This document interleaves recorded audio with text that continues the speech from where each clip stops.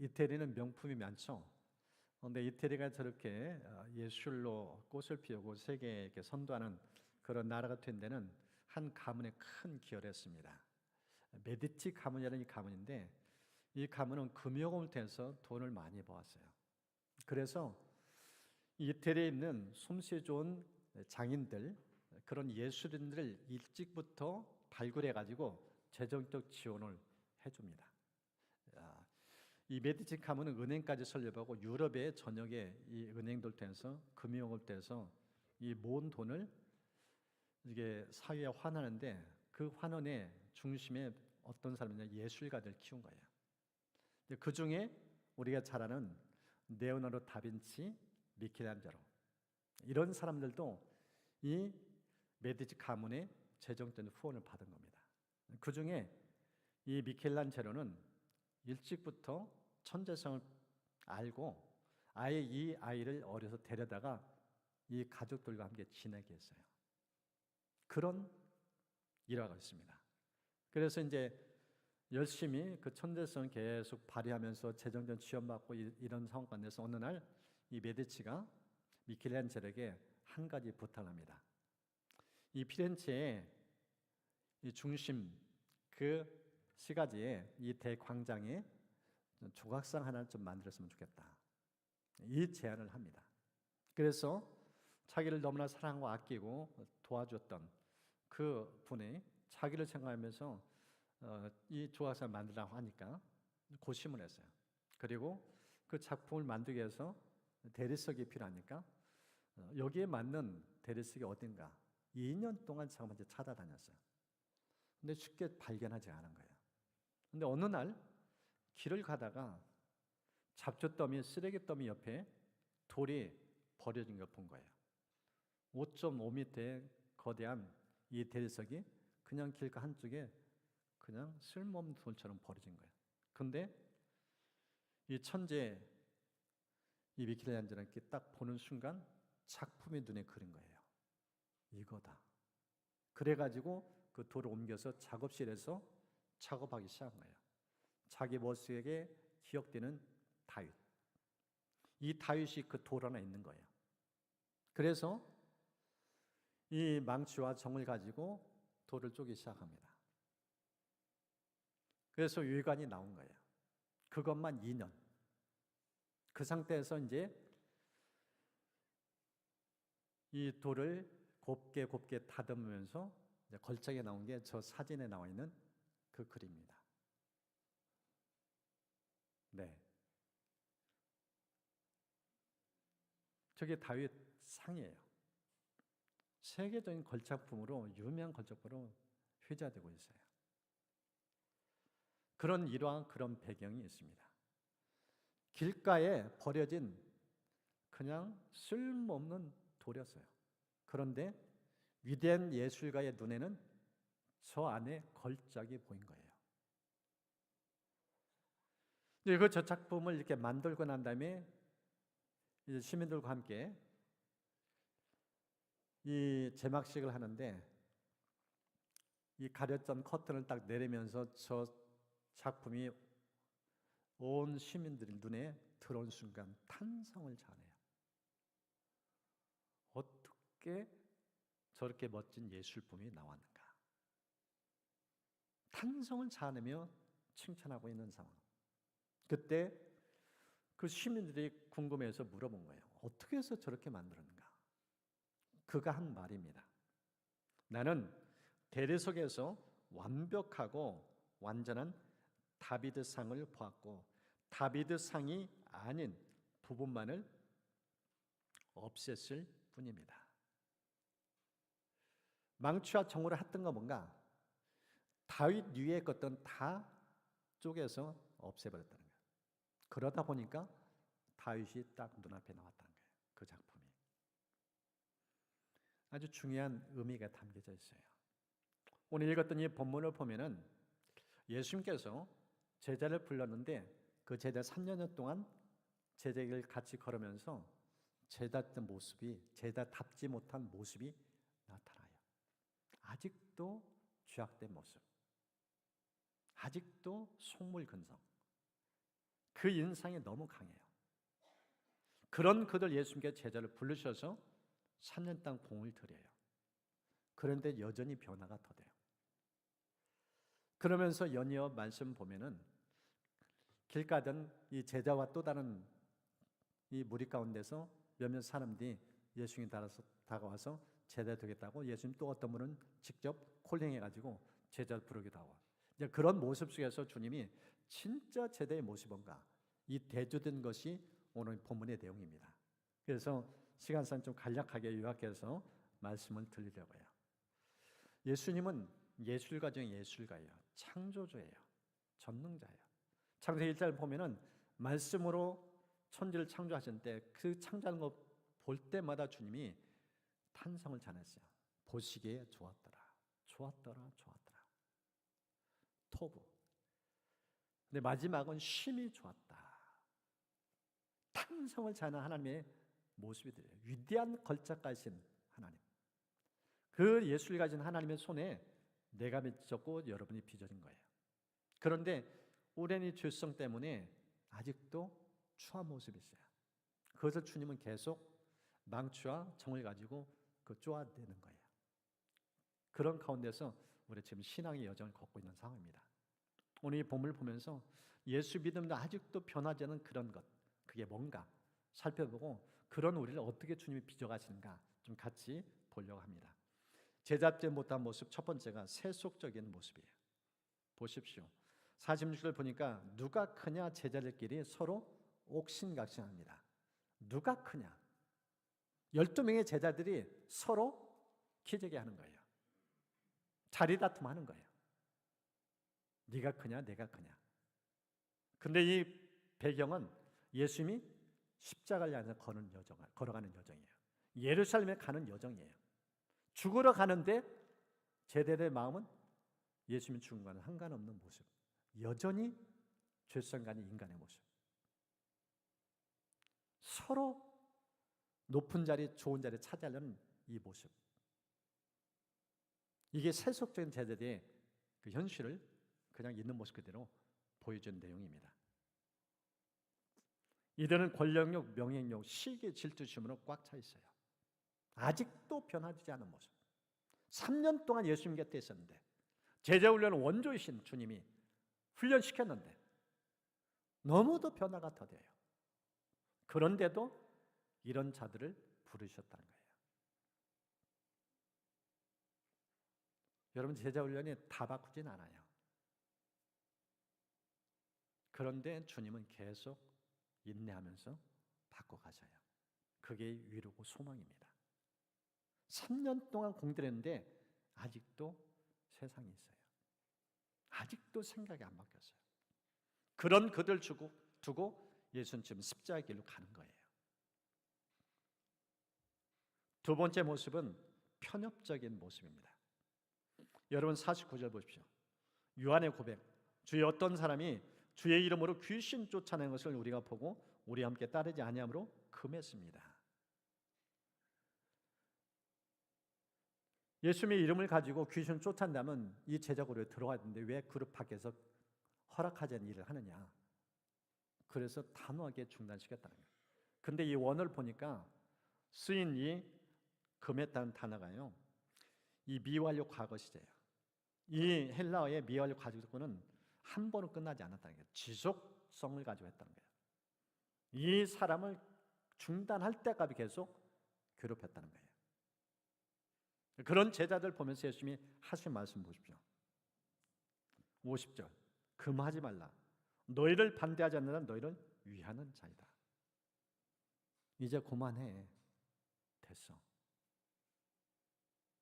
내 이름으로 귀신 쫓는데 니들이 왜 간섭하느냐. 중단선을 해요. 제자는 속 좁았어요. 편협했어요. 선을 긋고 가르고. 근데 예수님은 그들도 한 무리다. 마음이 넓어요. 폭이 넓어요. 그런 모습을 지금 보여줍니다. 이런 제자를 지금 품고 가는 여정이에요. 세 번째는 감전적인 모습입니다. 이런 본문을 보면은 54절에 야고보와 요한이 등장합니다. 이들이 고백해 보십시오. 주여, 우리가 불을 명하여 하늘부터 내려 저들을 멸하라 하기를 원하시나이까. 지금 이 길은 예수님께서 제자들과 함께 지금 십자가를 향해서 예루살렘에 가는데 그 중간 지점에 뭐가 있는가? 사마리아 통과 좀 더 가깝게, 좀 더 단 곳으로 갈 수 있어요. 그래서 신부를 보내서 미리 그 길을 열어달라고, 예비해달라고 부탁하러 보낸 겁니다. 그런데 이 사마리아 사람들이 딱 막아요. 절대 안 돼. 특별히 사마리아인과 유대인들은 서로 상극이에요. 특별히 유대인들이 사마리아 사람들을 너무나 차별했어요. 혼혈인, 잡종, 유대인과 질이 다른 민족. 너는 우리 백성 아니다. 그러니까 사마리아인들은 유대인 하면 이를 갈아요. 비인격으로 대하니까. 그런 상황에서 예수님의 제자들이 가려고 하니까 막은 거예요. 이런 상황입니다. 이런 상황 속에서 이 야고보와 요한이 아니 감히 예수님이 가는데 니들이 막아? 이러면서 저 호된 얘기를 한 겁니다. 근데 원어는요 이렇게까지 표현된 겁니다. 흔적 없이 태워버리다. 싹쓸이예요. 이 동네 완전히 멸망시킬 수 있도록 그런 작전하고 이 격한 감정을 대폭발시켜요. 근데 성경에는 이런 그들을 어떻게 표현한가? 보안하게 우리 아들. 이들 건드리면 터져요. 이들은 걸어다니는 시한폭탄이에요. 분노가 불불 끓었던 사람이에요. 그런 가운데 건드렸으니까 이제 한번 해보겠다는 거예요. 그런 분위기입니다. 어떻게 보면 의협시점 보이지만 분노 조절 안 된 상태예요. 너무나 감정이 요동쳐요. 이런 그들 향해서 주님이 하신 말씀 보시죠. 예수께서 돌아오시며 꾸짖으시고 함께 다른 마을로 가셨다. 꾸짖었다고 표현해요. 사마리아 주민들 꾸짖는 게 아니라 제자들 꾸짖었어요. 그런데 예수님이 어떻게 꾸짖으셨는지 이 성경의 각주에 이런 표현이 있습니다. 이르시되 너희는 무슨 정신으로 말하는지 알지 못하는구나. 인자는 사람의 생명을 멸하러 온 것이 아니요 구원하러 왔노라. 나는 살리러 왔어. 너희는 죽여? 이 표현이에요. 예수님의 제자라면 예수님의 마음을 알아야지. 예수님은 잃어버린 자를 구원하게 해요. 죽은 영을 살리러 오셨는데 살아있는 영을 죽여? 제자 자격 없어. 이런 뜻이에요. 그 정도로 지금 제자들이 그릇이 아직 안 바뀐 상태예요. 이들은 세속적이고 편협하고 지극히 감정적이었어요. 3년여 시간을 같이 보냈는데 너무나 안 바뀐 모습. 실망할 정도예요. 3년 공을 들였는데 근데 예수님은 포기치 않아요. 그러면서 함께 따라가는 사람들 가운데서 이제 예수님과 접촉 속에서 제자의 길이 무엇인지 몇 가지 교훈합니다. 그 첫 번째가요. 고난을 각오하고 따르는 모습. 고난을 각오하고 따르는 모습. 57절 보십시오. 길 가실 때 어떤 사람이 여짜오되 어디로 가시든지 나는 따르리다. 제자들과 예수님이 같이 가니까 이 사람이 이제 다가와서 한 사람이 나도 제자 되고 싶다고 요청한 거예요. 이런 가운데 예수님이 이렇게 표현합니다. 58절. 예수께서 이르시되 여우도 굴이 있고 공중에서도 집이 있으되 인자는 머리 둘 곳이 없다. 지금 이 사람은요 마음이 들떠 있었어요. 그동안 예수님 수많은 표적 기적을 행하시면서 구름대처럼 군중이 몰려들었어요. 저분 따르면 인기 한 몸에 얻는다. 건졌는다. 여러분 당시에 좋은 스승 랍비 만나면은요 인생길이 열려요. 출세길이 열려요. 돈이 보수가 적지 않아요. 재정적으로 안정을 얻어요. 지위도 얻죠. 인기도 명예도 얻죠. 그러니까 이 사람 차원에서 나 예수님 제자 되고 싶다고 이 표현한 거예요. 그런데 예수님은 이렇게 표현합니다. 보십시오. 인자는 머리 들 곳 없다. 너 들떠 있는데 나 지금 어떻게 사는지 아느냐? 나 집 없어. 내 수에 집이 없어. 나 따르는 길은 고난의 길이야. 누리려고 미래 보장 안 돼. 그런 삶이야. 그래도 따를래? 이 표현이에요. 제자의 길은 고난의 각오 없이 안 된다는 거예요. 좁은 길이라는 거예요. 두 번째가 사명을 중시하고 따를 때. 이 본문을 보면은 예수님이 곁에 지나가는 사람 가운데 한 사람 불러요. 제자로. 나를 따르라. 그때 그 사람이 이렇게 반응합니다. 59절. 그가 이르되 나로 먼저 가서 내 아버지를 장사하게 허락하옵소서. 예수님이 부르시면 참 감사한데 나도 제자 되고 싶은데 먼저 할 일이 있다는 거예요. 아버지 장례. 그런데 학자들이 둘로 저것을 해석하는 걸 봤어요. 하나는 아버지는 영적으로 죽어있다. 그러니까 네가 우선순위 될 게 아니다. 또 하나는 아버지는 임종치자니까 이제 돌아가실 날 얼마 안 남으니까 내가 남은 시간 효성을 다하고 제자를 따르겠습니다. 그런 두 가지 의미에 담겨 있다. 이런 표현입니다. 저 상황에서 예수님께서 어떻게 반응하는지 보십시오. 60절. 죽은 자들로 자기의 죽은 자를 장사하게 하고 너는 가서 하나님 나라를 전파하라.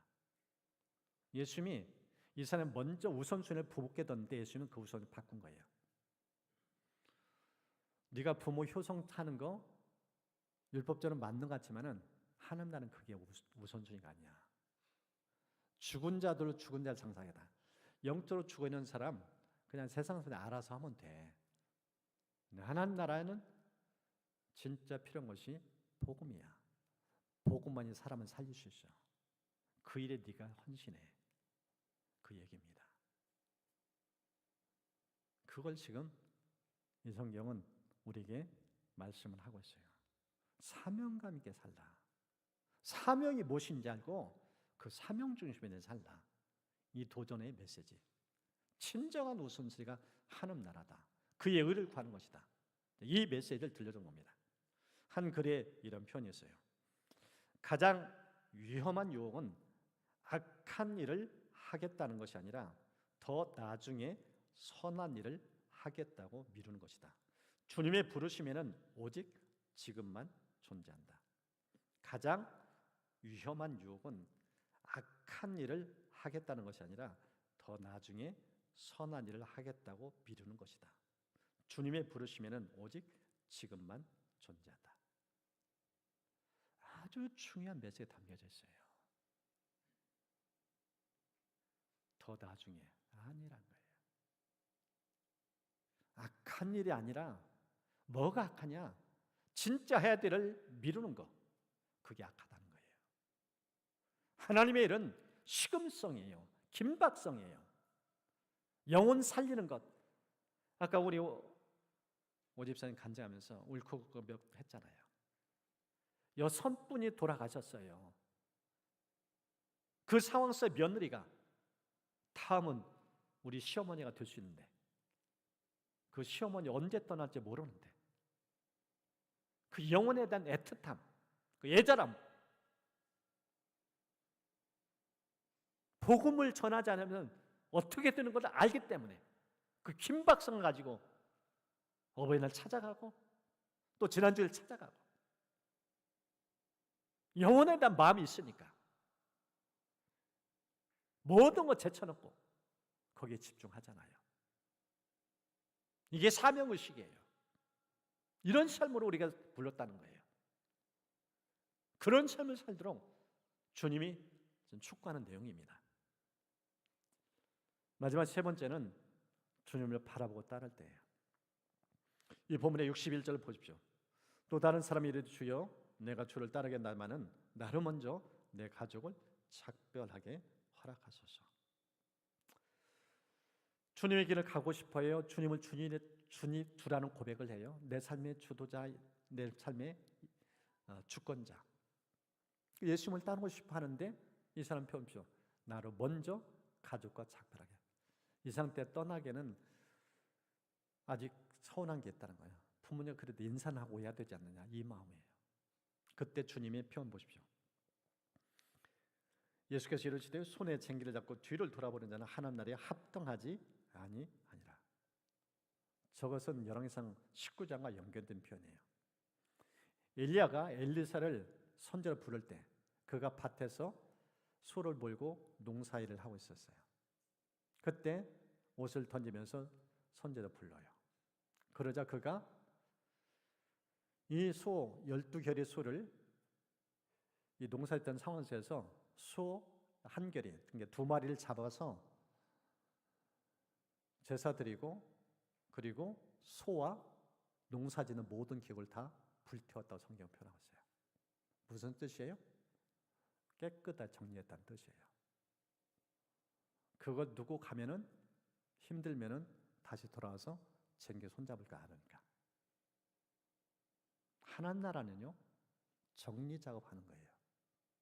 과거와의 이별. 더 이상 옛생활 하지 않겠다. 배수진을 치는 거예요.